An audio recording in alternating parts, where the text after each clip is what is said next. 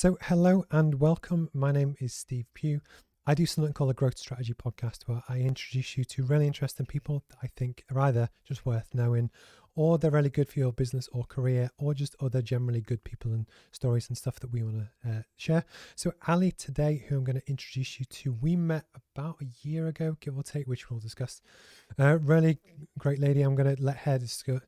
One of the things that I've learned over the past 100 or so episodes is to let people describe themselves in their own words, just because it's very easy, well-intentioned, to put your foot in it as well. But if you join us for the next kind of 40 minutes or so, you're going to meet someone that's really special, that's trying to do really kind of cool stuff.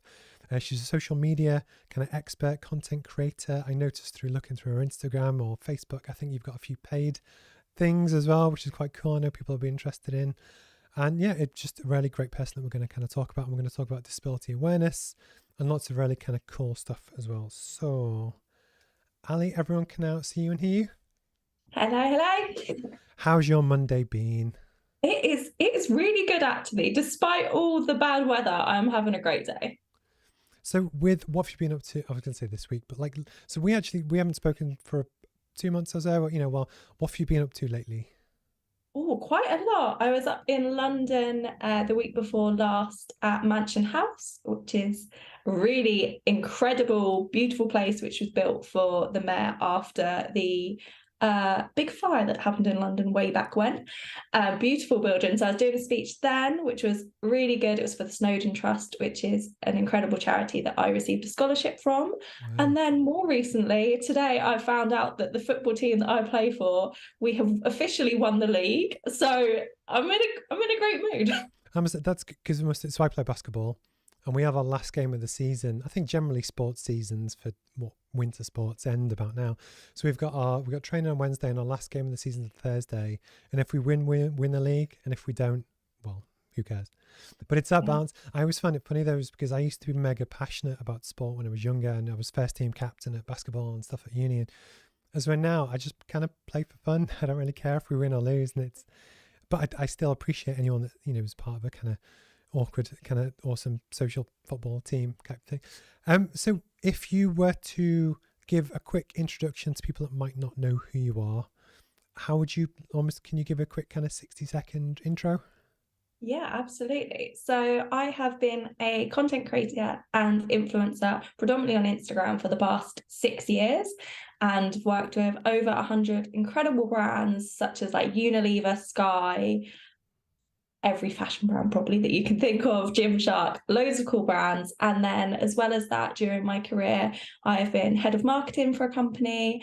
And then I transitioned into the charity sector and I work in sort of marketing and digital storytelling, which is so much fun. So we met, it was to do with Purple Sock Day, which burned into my memory as the 3rd of December last year.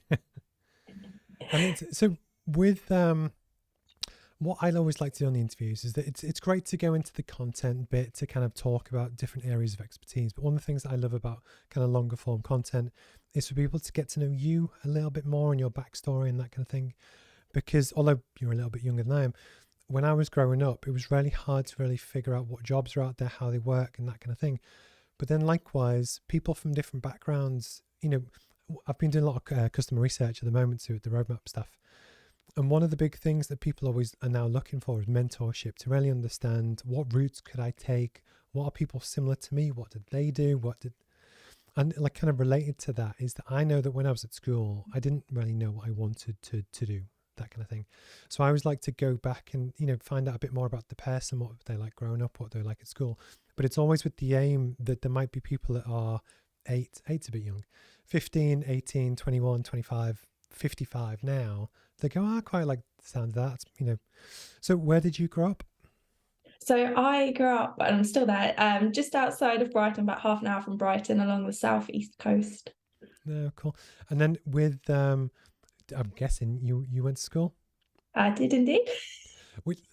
Where I'm kind of going with that is that what were you like at school? Were you one of the cool kids, naughty kids, sporty kids? Oh, I think I was a bit of an all-rounder, to be honest. I was very sporty, but my friendship group weren't. So there was a distinct moment where I was putting like gifted and talented for PE. And I said, move me out of this. None of my friends are here. Put me back down. So I was very sporty, but kind of didn't embrace that as much as I could have. I was quite studious. I was quite academic. I would say I was one of those people, I'd leave an essay until the day before, but it probably still get very good marks. So I think I had a bit of a natural gift with sort of academics, which was great. I'm very lucky. Friendship wise, kind of got on with everyone. Just kind of floated about, had a lot of friends, but was never like, you know, one of the clique. It's funny though, isn't it? Because every school has them. And actually, ironically, even a lot of workplaces have them. And you know, it's a really funny thing that I still, when I look back, I don't know that I enjoyed school. I think part of it, I used to get bullied for having like non-brand trainers and stuff like that. And I think that, you know, that kind of played a big part of it. But the one thing that kind of got me was that because I was short-sighted, but it was never picked up. Because I always thought it made sense that stuff further away was blurry. Yeah, I see it. I get it. To me, it made sense. So I never said anything because I thought that was just normal. But because of that, when you'd sit at the back of the class, I'd soon lose interest because I couldn't really see what was going on. Anyway, but it was almost, I was never maliciously disruptive, but I kind of was a little bit. And one of the things that I've kind of noticed is that a lot of entrepreneurs and people that do their own thing often have that slightly rebellious streak in them, because often you don't have to, but often entrepreneurs kind of challenge the status quo, that they see how things work, but you think, oh, you know what, I could do it better, or how about this? So after you kind of went through school, I believe you went to uni? I did, yeah. What did you go on to do? So for my undergrad, I did a Bachelor of Science in Economics. No, that's very cool. It's very cool. And then as you kind of went through uni, how did you find the whole experience? Oh, it was, I say it now looking back, sort of, 10 years on from when I started, it was the best and worst experience of my life. Like, it was great because for me, so I became ill at 17, so I was predominantly housebound for the best part of my second year of A levels. So I was studying from home, I was really isolated. And then for some reason, I don't know why, don't ask me why, but I thought going to uni is a great idea. I'll do that. And I went, and suddenly I had all of this freedom, all of this independence, all of these people around me. And so it was great because that's what I'd been wanting and really needing for that past year. But it was also awful because then I really neglected my health, and obviously that physical health was a struggle, and then it barrels into mental health, and you are suddenly around a lot of alcohol, and it's not the healthiest environment, I think. It's funny so now it's not that I don't drink, but I don't drink much. Mm-hmm. So on Saturday night with the film, I watched the new Chris Hemsworth thing on Netflix. Anyway, I had 3 beers, but for me, that was the first time I'd drunk in like a month. But at uni, again, sports teamy kind of laddie stuff, we used to drink like a lot. And you think, how did I even survive on some of it? But it's crazy how hangovers change from when you're kind of invincible at 18, 19, 20. Like I'm 39, I'm 40 in about 2 months' time. And they just kill you now. It's one of those things. It's like a 2-3 day hangover. Oh, absolutely. Like, I remember there was one week that I went out every night, like from Sunday to the following Sunday. So I went out 8 nights in a row. Don't even know how that I was on a Sunday because there was nothing. I think I crashed someone's work Christmas party. It was the Weatherspoons work Christmas party. I didn't even work there, but somehow got into it.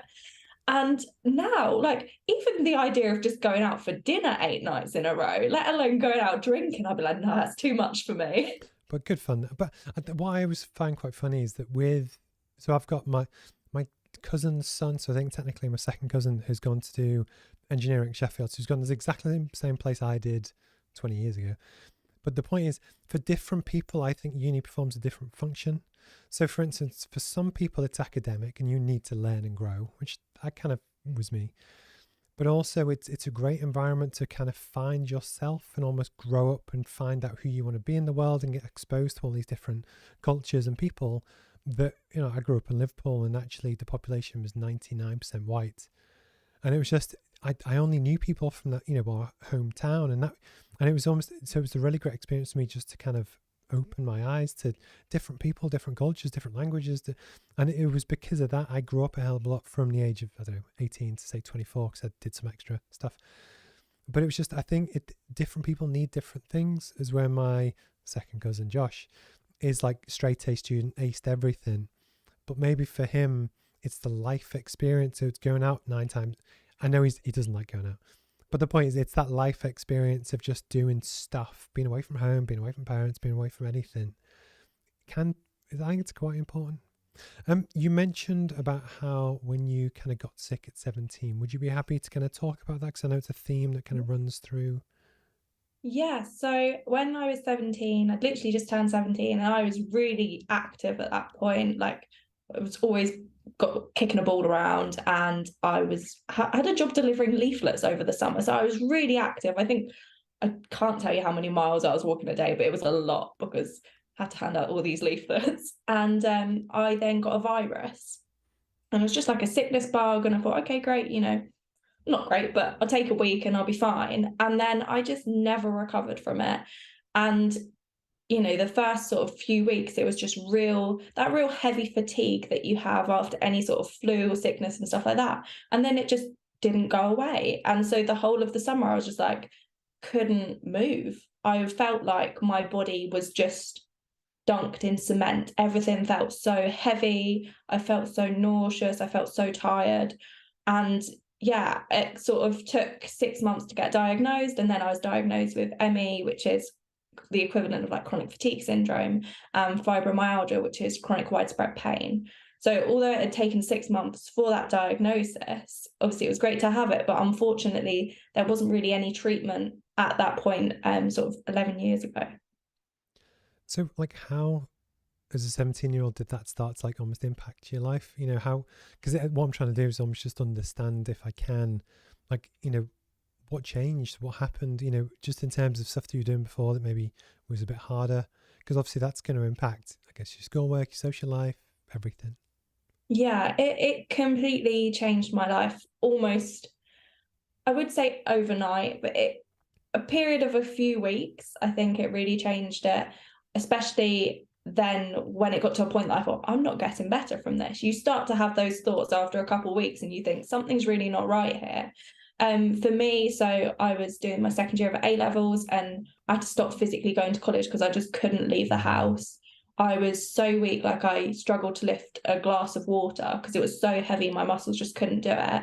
And then in terms of social life, I think I felt very isolated at the time, and I felt quite resentful at the time of, where have all my friends gone? Why aren't they here? Why don't they care? But obviously looking back at it now that I'm a lot older, I can just see that I think at 17, no one's really prepared for that, and no one understands, and everyone's in their own little bubble of everything they've got going on and thinking about starting to go out and go to university. And I think I kind of just got forgotten about because I wasn't there. But it was really difficult, and I think it really affected my mental health, and I struggled a lot with depression because of that. Because I know that one of the things you're really passionate and you kind of campaign for is about hidden disabilities. Yeah. For people that might not know the term, what does that mean and what are some examples? So I think when we think of disabled, obviously we think of that typical image of a wheelchair user. And even though you may not be able to necessarily see their disability, there's a real visual clue there. And I think a lot of disabilities you can't see when you look at a person. So at the time when I was 17, I had to start using a mobility aid. So I started using a walking stick. But for me now, if I stood up and did a twirl, you wouldn't be able to see kind of anything quote unquote wrong with me. But obviously I've got a lot going on health wise. So I think what's really important about that is just remembering that there's not one type of disability, there's hundreds, and you can't necessarily see all of them. Sometimes you can see sort of the symptoms and side effects, like you might be able to see that someone's tired or see that someone's shaky or struggling on their feet, but often we can't see the disability, and there's a lot going on that we kind of don't know about when we look at people. Because I think it's, as you get a little bit older, I try and call myself out on stuff, and it's again when I do this, and in theory it's some sort of kind of platform, I always try and give examples of stuff that we probably all do, but we shouldn't. But it's so prime example, when I go to my local Tesco's, you have disabled parking bays, and someone parks in a Mercedes in the disabled parking bay, but they just get out and walk away, and then you're like, are you disabled?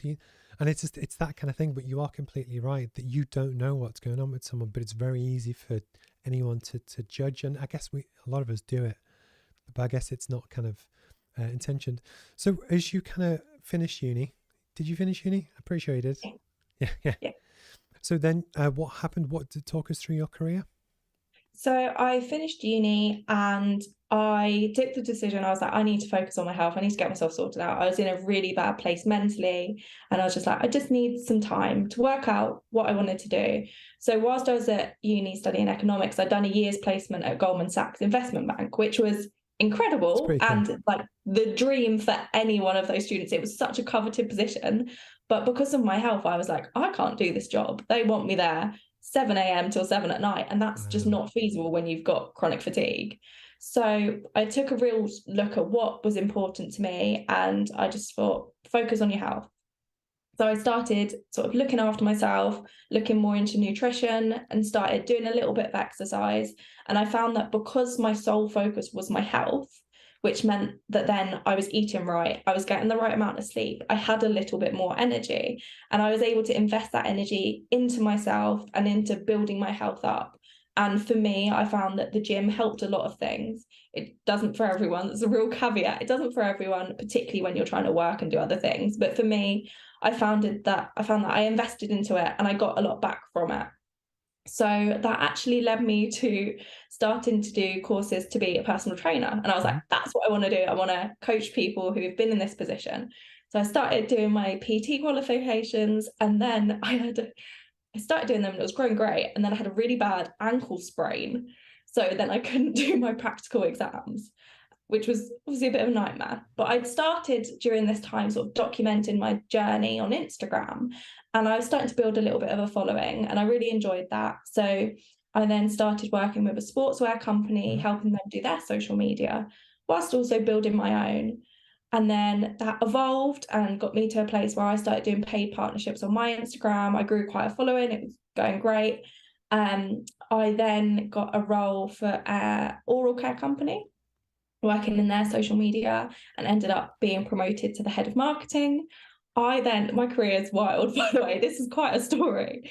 I then lost my job due to disability discrimination. This was during the pandemic. So that happened. And then I switched sectors into the charity sector, did a fixed term contract for 8 months with the National Literacy Trust. And then I went and did a master's, which I got a scholarship for, in digital media, culture and society.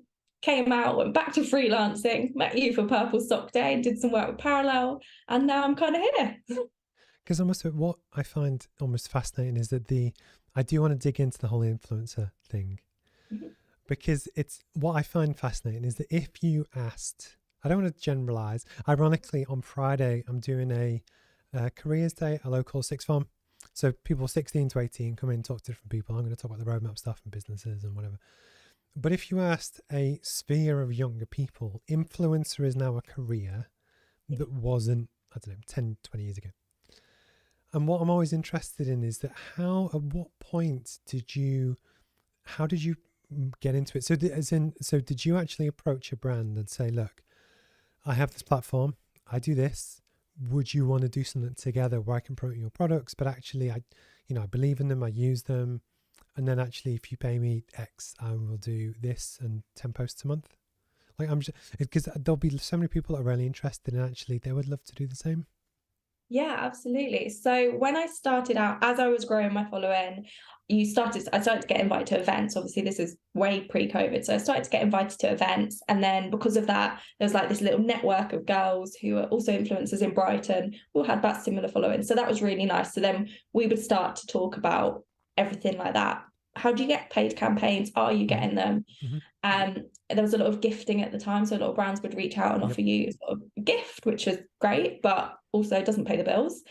And then there was quite a few apps at the time that you could join, and they would connect you with brands. So I started by doing that, and then as sort of my following evolved, I would get brands reaching out to me directly, or I could pitch to brands. And then now I'm at a place where I don't really use those apps because they don't appropriately pay influencers from my mind. And particularly, when you think about majority of influencers female and there's a gender wage gap, I think there's some real issues with that. So I don't often use them now, but a lot of my work will come sort of direct to me, which is really interesting because in those early days, I pitched so much. Because I think when I was doing my homework, I went onto your Facebook page, and again, the rules changed about 4 years ago, but it was on some of your posts, it had the hashtag ad. And I'm someone that I really love the craft, and I've never gone that route, but I do buy a lot of tech, hence like the room and stuff. So just out of sheer fun, I review stuff that I've bought just because I enjoy making videos. I literally do one take. I stand here and say, oh, da, da, da. I've been sent some free stuff, and it's amazing. It's one of the best things ever, because it's like I didn't have to buy that. But actually, it could be hopefully like a really kind of good career. But by the sounds of it, you did really kind of hustle. You approach people, and I think it's that balance of when I've only recently discovered TikTok. Are you on TikTok? I am. So I know 4 years ago it really started to kick off, and I just ignored it, and I ignored it, and I ignored it, and then 2 years ago I saw people start to, oh no, for brands and for businesses it's really good. I still kept ignoring it. And then officially about 3 weeks ago, I thought, I'm going to finally kind of do it.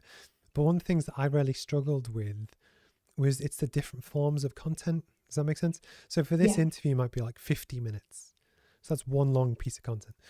But then likewise, I'll clip it up and it'll turn into like 4 6-minute videos for YouTube.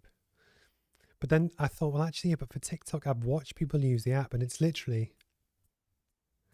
So how do you create 1 second, 2 second content to get people? And it's a really difficult kind of skill. So just like from your point of view, how do you go about creating different types of content for different platforms, but in particular TikTok, because I think it's so difficult to do? Yeah, it's really funny that you mentioned sort of taking a while to jump on the TikTok trend, because when TikTok were first trying to rebrand themselves, this was back when they were called Musical.ly, and everyone just sung along to music, like it was great, and they were trying to rebrand themselves, and they actually paid me to make videos on Musical.ly, which is now TikTok. So Wow. I actually had that way back when. I would say the biggest thing is knowing your audience, and your audience will be different across all the channels. So really know your audience, lean into what they like. The analytics of posts will tell you what people are resonating with, and then look at the comments. What questions are being asked? What are people going, yes, this part particularly really engaged me, and just do more of that. I think we can almost overthink with TikTok because there's so many trends, and we're like, oh, I want to jump on that. But does it relate to your audience? Like, can you make that work for your audience? And if you can't, you don't need to jump on that. Because the one thing that always gets me is that so obviously we've been talking about marketing and social media, is that I'm one of these people, I might take a while to get onto it, but I try and execute stuff to a really high standard. And again, so I knew TikTok was on, something that I wanted to do. And I was actually willing to almost pay someone to run it for me, because I didn't know what to do. But then actually when I've been digging a little bit deeper, it is harder than people think. But likewise, when you kind of find your momentum, and so one of the things I wanted to do, so the roadmap is about making business education accessible, but it's about real public opinions, real people, and how do you get a connection and hopefully some sort of feedback interaction within like 2 seconds. So one of the things I thought, because I'm actually genuinely interested, is to ask people questions. So about society, about climate change, about student debt, lots of different stuff. But it's a very easy yes, no answer to get an interaction in like 2 seconds as a way, which just hopefully complements different forms and different type of kind of content. But where I was going with that is that you also get a lot of people that say, oh yeah, I'll build your account for you. You look at their account and they've only done 6 posts and they haven't done anything.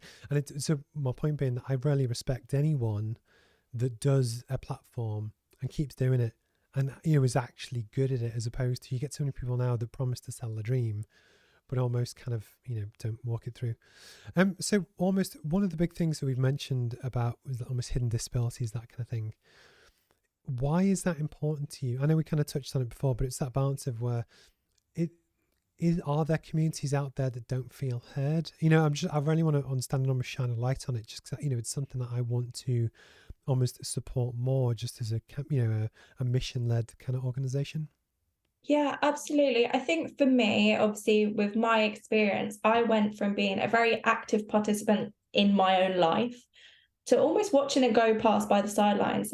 And I think when we are in a room, an important room, we're in a boardroom, we're in places like this, the people that are the sickest, even like people with ME who have got the most severe types, they are not in that room. So the reason why I continue to campaign, especially as my health has got better over the years, is because I'm doing it for the people who aren't there. Yeah, okay. And I think that's really important. I think often we can look around our own lives and think something isn't an issue because we don't see it. And there's a whole group of people that we aren't seeing because they're not able to participate because society is not accessible. And I think that's one of the, because what's the beauty of when you've got your own platforms? I get to pick who the guests are, and I love people that have a mission, and it's that balance of it'd be so easy for both of us to just do our own thing, screw everyone else, but just when you've got something that you actually genuinely want to do and help, I do find it quite funny that with it's when people say, "Oh yeah, what you do isn't needed," and it's like, no, it is. Just because you don't see it doesn't mean it's not a thing. And it often can be. Before we went on the call, we were talking about socials, but it can be so difficult to try and champion a cause and talk on a topic, and you get no feedback, you get no support, just to keep going. And sometimes it's difficult, sometimes it's not. So, what's your dream for the future? Oh, that's a big one. I think, to be honest, I feel like during the pandemic, everyone gained a lot of perspective and understanding. Everyone realized what it was like to, one, have to think about your health 95% of the time, for that to be a very worrying thought, which consumes a lot of your energy, and two, to be housebound. And I think over sort of the past year, we've lost a lot of that empathy that I think we gained in that perspective. And I would just love to see that come back. I would love to see everyone that is now out and able to socialize and do these things, just to remember the people that are still at home and still struggling. I don't think there's necessarily like one big goal. I think for me, it's about the little things. It's about every day doing something to make someone else feel good, feel heard, feel seen. I think that's what's important. I think there's something I actually put a post about it on Saturday, and I've kind of realised that is that when because my career is just as squiggly as yours, it just goes all over the place. But it's for me, it is about the community mission and almost having given back in some ways. That I had lots of chips on my shoulder when I grew up, about I wanted to achieve certain things or get certain job titles or buy a certain car or whichever. Which my 15-year-old self or 13-year-old self, when I had nothing, I would still do that, and I should still do that. But the point is, as I went through my career, I got to the point where actually other things now give me energy and excitement, and that's why I get out of bed every day. That I currently drive a 9-10-year-old car, which has got dents in the doors, but I'm more than happy to do that versus like a posh Mercedes, isn't it? Just because I get my fulfillment and mission through trying to make a change. Does that make sense?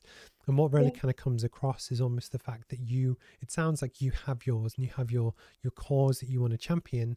And some people really spend their whole lives trying to find something to, to really get behind. Does that make sense? Yeah, definitely. And I think that's the thing. Like, I look back at myself and, even just choosing economics to study at university, for me, it was a tough one between that and English literature. And my heart was like, pick English lit. And I was like, what am I going to do with that? I'm not going to make any money. So I picked economics. And then, somewhat ironically, now I'm like, not even doing anything to do with that. But it was that thing at 16, you're like, well, I want to make money. I want to earn this. I want to have this big house. And it's like, are you asking yourself though, are you going to be happy? Like, that's what matters, really. Yeah. But like with your priorities do change over time, and that's okay. And I still, with a lot of the customer feedback stuff I've been doing, I actually think it's unfair and a bit stupid to ask people to set the whole course and direction for their entire life at 14, 15, 16, because you haven't got Scooby-Doo what you want to do. But it's almost that's just the way the school system is set up, and there's no reason why it should be. But I also think that the world has changed in a way that now it's easier to pivot your skills, to go into different stuff and try different stuff. That almost that is now arguably the norm versus our parents' generation that probably were in one job for like 30 years. Does that make sense? It's just the way the world has kind of changed. So towards the end of every kind of interview, I have two main questions that I love to ask. The first, if you were to give advice to your younger self, so it could be you at 17 when you first kind of got a bit sick. It could be at any point in your life. If you were to give advice to your younger self, what would it be? So for me, I would tell myself not to be such a perfectionist. Like, I had it really drilled into me from a young age that anything less than 100% was failure. And it was a really unhealthy, toxic Wow. way of growing up. And for me, it took me a long time to let go of that. And even now, I'm still learning how to let go of that. So I would really give myself some encouragement and know that actually your best is good enough, Mhm. and just trying is good enough. It doesn't matter of the outcome. It's a very inspirational soundbite. I'm definitely going to use that. Out of interest, was it from school or parenting or? From my father. Uh, so I was the same. I remember I had a school teacher called Mrs. Coughlin, and I was probably 7 at the time, and that's when I was first told I was a perfectionist. And it's that balance of where I'm not, well, I don't believe I'm kind of autistic, but in my head, I constantly iterate and I want to change things and improve things. And it is really, really difficult to know when done is good enough. Does that make sense? And Yeah. actually, I found this when I used to photograph weddings when I was doing my PhD. And I would spend ages to try and craft like the perfect photo and get everything technically. And I'd realize actually when I'd send the bride and groom the pictures, often on as their Facebook profile picture, they had picture perfect wedding photos that were technically perfect, but they probably have a selfie from a night out which was technically terrible just because they liked it. And what I realized is that when you're trying to create something, to go from 0 to 90% isn't that difficult, but to go from 90 to 99, 100% is like exponentially harder. But that last 10%, most people don't notice the difference. And the point being, especially for business or careers or anything you're doing, it's very easy to constantly strive for absolute perfection when actually your client often won't even notice. They're probably happy with 80%. And it can be quite a difficult lesson to learn. But I think it's a really important one. So it's cool that you've kind of cracked that one as ready. The other one as well is that, no, I've done that one. Sorry. I'm struggling to read my sheet. What's the best piece of advice you've ever had? Oh, that is such a tough one.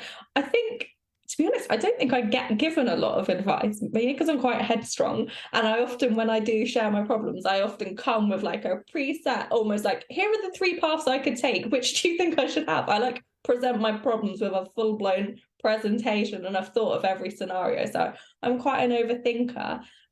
But there is a quote which is from Shakespeare's Othello that has always resonated with me. So I'm going to pretend that Shakespeare gave me this advice. I've actually got it tattooed on me, and it's "The robbed that smiles steals something from the thief." So essentially, if someone has taken something from you, that can be literally or it can be figuratively, and you are able to smile, you've actually taken something from them. You've not lost anything, but they have. And I think it's really beautiful, and it's helped me through a lot. What is it again? The robbed that smiles steals something from the thief. Wow, that's deep. I love doing It's this just because I get to learn from a lot of different people.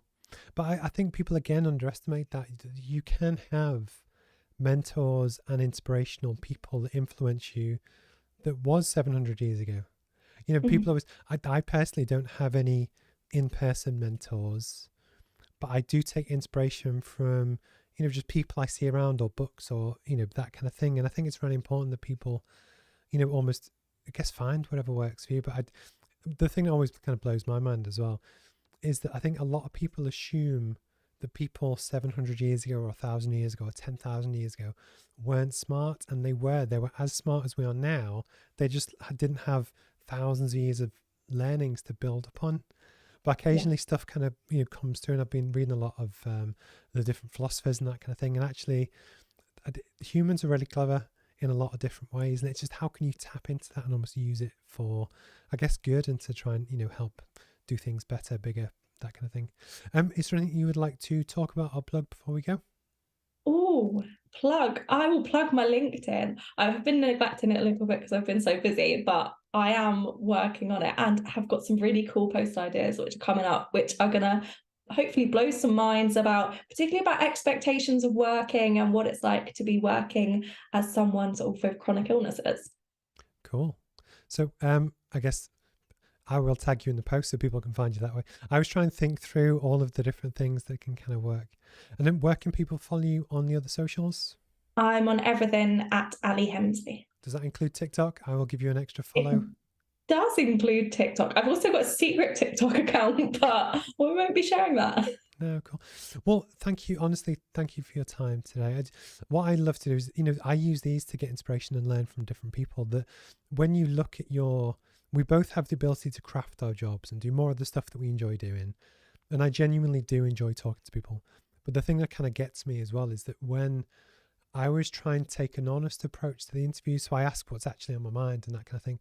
And the thing that always kind of gets me, and we said before, but it's a funny one that often nobody likes or comments, but they still see it. And the thing that kind of gets me is that you get a lot of people who will see this, but they'll take inspiration from you, but they just never tell us. But because of that, I know that it genuinely kind of helps. So I love to pick people and that hopefully just, give back and share a light on some of the stuff that you're doing. I'm certain that we will work together again in the future. We'll kind of stay in touch. Thank you for your time today. And yeah, that's about it. Thank you so much for having me. No worries. Well, cheers, Ali. I'll speak to you soon.